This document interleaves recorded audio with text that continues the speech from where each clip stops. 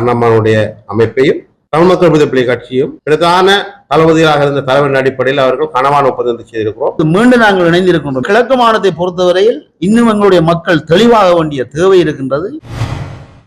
தமிழ் மக்களுடைய எதிர்காலம், அவர்களுடைய அரசியல் அதிகாரத்தை தொடர்ந்து தக்கவைப்பது, கல்வி, பொருளாதார, சுகாதார, உட்கட்டுமான மேம்பாடு, மாகாண சபையுடைய அதிகாரம் என்கிற பொழுது நாங்கள் தொடர்ந்தும் பிரிந்து செயல்பட்டு கொண்டிருப்பது மக்களுக்கும் பின்னடைவை கொடுத்து இந்த மாகாணத்துக்கும் பின்னடைவை.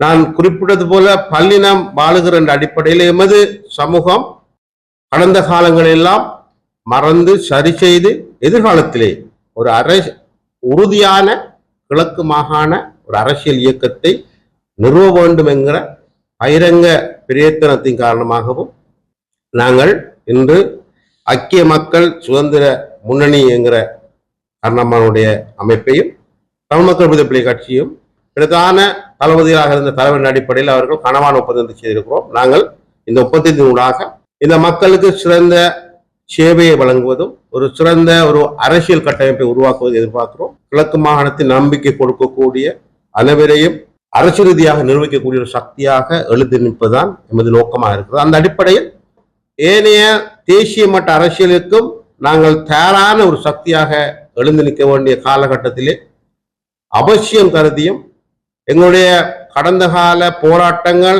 அர்ப்பணிப்புக்கு கொடுத்த விலைகளை இயற்கை ஏற்றுக்கொள்ளும். அதுபோன்று எமது மாகாண தமிழ் மக்கள் ஏற்றுக்கொண்டு எங்களோடு தொடர்ந்தும் நீங்களும் கைகோர்த்து செயல்பட வேண்டும்.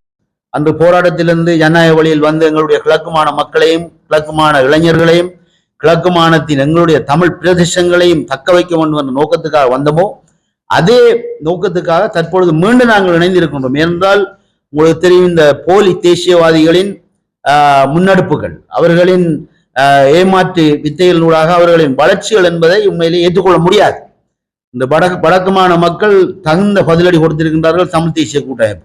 அவை அந்த அடிப்படையில் கிழக்கு மாநிலத்தை பொறுத்தவரையில் இன்னும் எங்களுடைய மக்கள் தெளிவாக வேண்டிய தேவை இருக்கின்றது. அவை ஏனென்றால் பல ஆபத்தான கட்டத்தில் நாங்கள் இருந்து கொண்டிருக்கின்றோம். அவை தற்பொழுது தேசியம் என்று கூறிக்கொண்டு மக்களை ஏமாற்றிக் கொண்டு ஒரு சில புலம்பெயர்ந்த மக்களின் பணங்களை பெற்றுக்கொண்டு இன்று தங்கள் சுய நலங்களை வளர்த்து கொண்டு பேசுகின்றவர்கள் தான் தற்பொழுது தேசியவாதிகளாக எங்கள் முன்னிலை வருகின்றார்கள்.